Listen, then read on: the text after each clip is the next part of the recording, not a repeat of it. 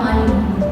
Isa sa pinakatanyag na alamat ng Tagbayagan ay ang kwento ni Badon at ang nawawalang kayamanan. Si Badon na isang matandang lalaki na naniniwala na may nakatagong kayamanan sa ilalim ng isang tree, ang pinakamataas at pinakamatibay ng puno ng Tagbayagan. Ngunit isang araw, nawala ang kanyang kayamanan at dahil sa sobrang lungkot at depresyon, hindi na siya lumabas ng bahay, hindi siya kumain at tuluyang namatay sa kanyang kalungkutan.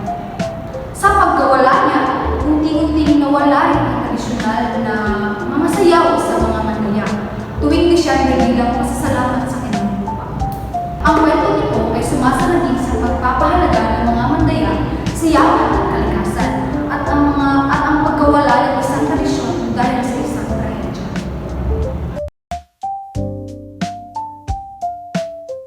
Ngayon naman, pag-usapan namin ang kultura at tradisyon ng Tagbayagan.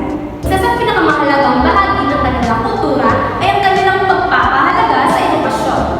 Noong 1962, nagpatayo si Honorato ng paaralan sa Tagbayagan at ipinangalan ito sa Bursa bilang tanda ng kanilang pananampalataya. Mahalaga rin sa kanila ang pagtutungan dahil noong 1966, hinati nila ang barangay sa 6 upang mas mapadali ang pamamahala.